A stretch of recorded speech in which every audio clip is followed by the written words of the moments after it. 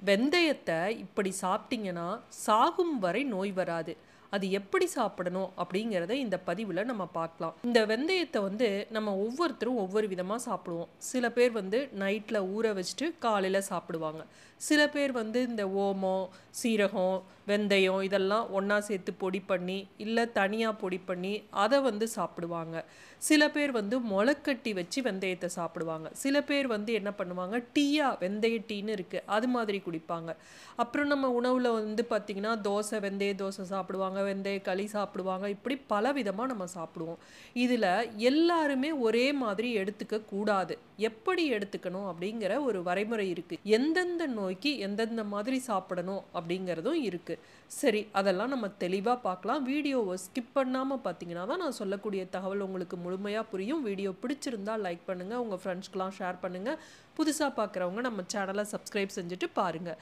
இரும்பு சத்தும் நார்ச்சத்தும் அதிகமாக எதில் இருக்குது அப்படின்னு பார்த்தீங்கன்னா வெந்தயம். நம்ம அஞ்சலை பெட்டியில் எப்போவுமே நம்ம வீட்டு சமையல் அறையில் இருக்கக்கூடிய ஒரு பொருள். மசாலா பொருளாகவும் சத்து அதிகம் இருக்கக்கூடியதாகவும் ஆரோக்கியம் நிறைந்ததாகவும் பலவிதமான நோய்க்கு மருந்தாக இருக்கக்கூடியது எந்த பொருள் அப்படின்னு பார்த்தீங்கன்னா நம்ம அஞ்சலை பெட்டியில் இருக்கிறதுல இந்த வெந்தயத்தை தான் நம்ம முதல்ல சொல்லணும். எல்லா பிரச்சனைக்குமே இந்த வெந்தயத்தை நம்ம பயன்படுத்தலாம். எந்தெந்த பிரச்சனைக்கு எப்படி எடுத்துக்கொள்ளணும் அப்படின்னு நம்ம முன்னோர்களும் சித்த மருத்துவத்திலையும் நாட்டு மருத்துவத்திலையும் சொல்லியிருக்காங்க. அது என்ன அப்படிங்கிறத நம்ம தெரிஞ்சுக்கலாம். வெந்தயத்தில் நமக்கு இரும்பு சத்து மட்டும் இருக்கிறது தான் நமக்கு தெரியும். ஆனால் அது இல்லாமல் விட்டமின் சி, புரதம், நார்ச்சத்து, நியாசின், பொட்டாசியம், மேக்னீஷியம் இப்படி நிறைய சத்து இருக்குது. அது மட்டும் இல்லை, டயோஸ்ஜெனின் அப்படிங்கிற சேர்மமும் இருக்குது. அதனால் வெந்தயத்தினால நமக்கு கிடைக்கக்கூடிய நன்மைகள் ஏராளம். இதில் ஆன்மீகத்துக்கும் ஆரோக்கியத்துக்கும் மட்டும் இல்லாமல் தலைமுடி வளர்ச்சி, முக அழகுக்கு, பேன், பொடுகு இதெல்லாம் நீக்குவதற்கு நமக்கு பயன்படுது. தாந்திரீக பரிகாரங்களில் பண வசியத்திற்கு இந்த வெந்தயம் பயன்படுகிறது. சரி, நம்ம இப்போ ஆரோக்கியத்திற்காக இந்த பதிவில் நம்ம பார்க்கலாம். ஊற வச்சு சாப்பிடுவது, அதாவது பெரும்பாலானோர்கள் என்ன பண்ணுவாங்க, வெந்தயத்தை சாப்பிடும் முறை இதுதான். இதை உடல் உஷ்ணத்தை குறைப்பதற்கு பயன்படுத்தக்கூடிய ஒரு முறை. நைட்டில் ஊற வச்சுட்டு காலையில் இதை சாப்பிட்டோம் அப்படின்னா உடல் சூட்டின் காரணமாக வெள்ளைப்படுதல் உள்ளிட்ட பிரச்சனைகள் உள்ளவர்கள் இந்த முறையில் எடுக்கலாம். உடல் உஷ்ணம் குறையறதுக்கு சிறந்த வழி எது அப்படின்னு பார்த்தீங்கன்னா, இந்த வெந்தயத்தை முதல் நாள் இரவே ஒரு டம்ளரில் போட்டு தண்ணியை ஊற்றி ஊற வச்சுட்டு அடுத்த நாள் காலை எழுந்து அந்த தண்ணியை குடிச்சிட்டு அந்த வெந்தயத்தை அப்படியே மென்று சாப்பிடணும். இது மாதிரி பண்ணுவது உடல் சூட்டை குறைப்பதற்கு பயன்படுத்தக்கூடிய வழி. இந்த உடல் சூடு இருக்கிறவங்க வெந்தய களி, அரிசி கொஞ்சம் போட்டு வெந்தயத்தை போட்டு அதை களியாக கிண்டி சாப்பிடுவாங்க. அந்த முறையில் நீங்கள் சாப்பிட்டாலும் இதை நம்ம உடல் சூட்டை குறைப்பதற்கு பயன்படுத்தக்கூடிய முறை. அடுத்தது பார்த்திங்கன்னா, வெந்தயத்தை தனியாக பொடி பண்ணி வச்சுக்கணும். இதை நம்ம எதற்கு பயன்படுத்தணும் அப்படின்னு பார்த்தீங்கன்னா, உடல் எடையை குறைக்கணும்னு நினைக்கிறவங்க இதை பயன்படுத்தணும். ரத்தத்தில் உள்ள கெட்ட கொலஸ்ட்ராலை குறைக்க வேண்டும் அப்படின்னு நினைக்கிறவங்க வெந்தயத்தை ஊற வச்சு எடுக்கக்கூடாது. நீங்கள் எல்லா இதுக்கும் ஒரே மாதிரி நாம் செய்யக்கூடாது. கொலஸ்ட்ராலை குறைக்கணும் அப்படின்னா, நீங்கள் உடல் எடையை குறைக்கணும்னா அதை பவுட்ரு பண்ணி அதை தான் சாப்பிட்ணும். அதை எப்படி பவுட்ரு பண்ணணும்னா, வெறும் வாணலியில் வெந்தயத்தை லேசாக நிறம் மாறும் வரை வறுத்தோ இல்லை அப்படியோவோ நீங்கள் பொடி செஞ்சு வச்சுக்கணும். இந்த பொடியை காலையில் வெறும் வயிற்றில் 1/2 ஸ்பூன் அளவு வாயில் போட்டு சாப்பிட்டு வெந்நீர் குடிப்பது நல்லது. இது மாதிரி செய்கிறதுனால அதிகப்படியான கொலஸ்ட்ரால் உள்ளவர்கள் ஒருவேளை உணவுக்கு முன்பும் பின்பும் 1/2 ஸ்பூன் இந்த பொடியை எடுத்துக்கிட்டு வந்தீங்க அப்படின்னா உடல் எடை குறையும், கொலஸ்ட்ரால் குறையும். சரி, முளைக்கட்டி சாப்பிட்றது நம்ம நிறைய பேத்துக்கு பழக்கம் இருக்கும். அது யார் யார் சாப்பிடலாம் அப்படிங்கிறத தெரிஞ்சுக்கலாம்.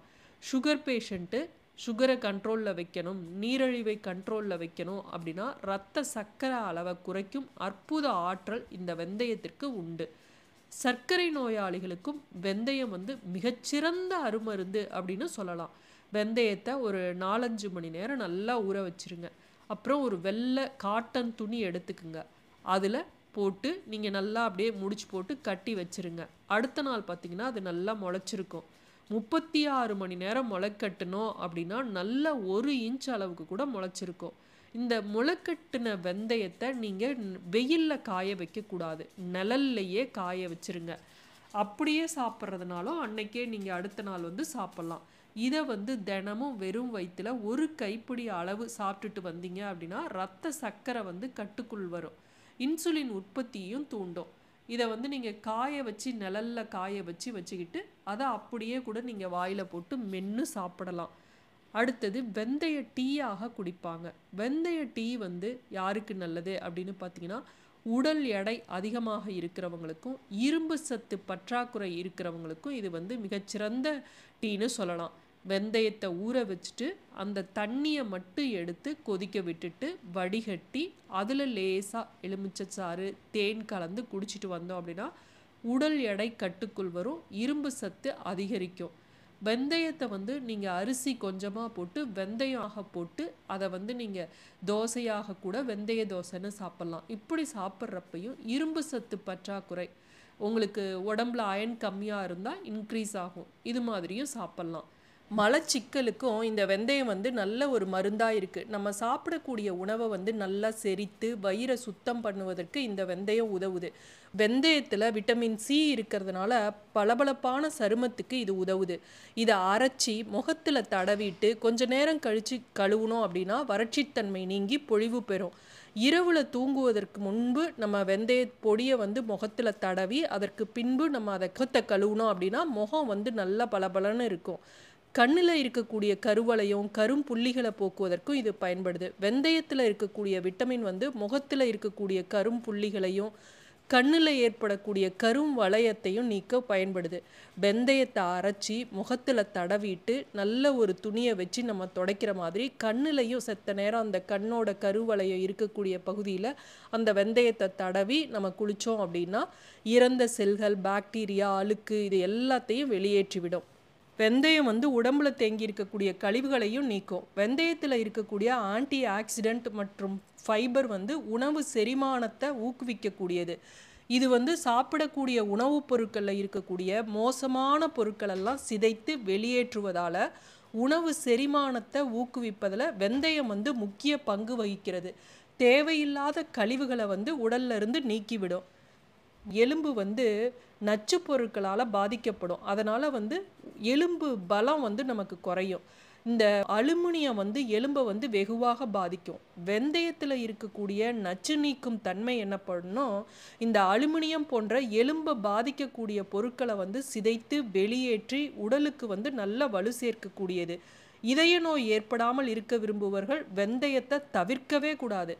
வெந்தய விதையோ கீரையோ எதுவாக இருந்தாலும் சரி இரத்த அழுத்தத்தை வந்து சீராக வைக்கக்கூடிய இயல்புடையது. இதனால் இதயம் சீராக இயங்கி இதய நோய் ஏற்படாமல் தடுக்குது.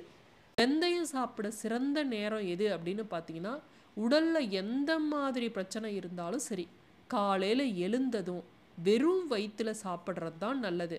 வெந்தயத்தை டீயாகவோ ஊற வச்சோ முளைக்கட்டியோ பொடியாகவோ எப்படி எடுத்துக்கொண்டாலும் அது உணவாக எடுத்துக்கிட்டிங்கனாலும் காலையில் வெறும் வயிற்றில் எடுத்துக்கிட்டீங்க அப்படின்னா தான் அது முழு பலனையும் தரும்.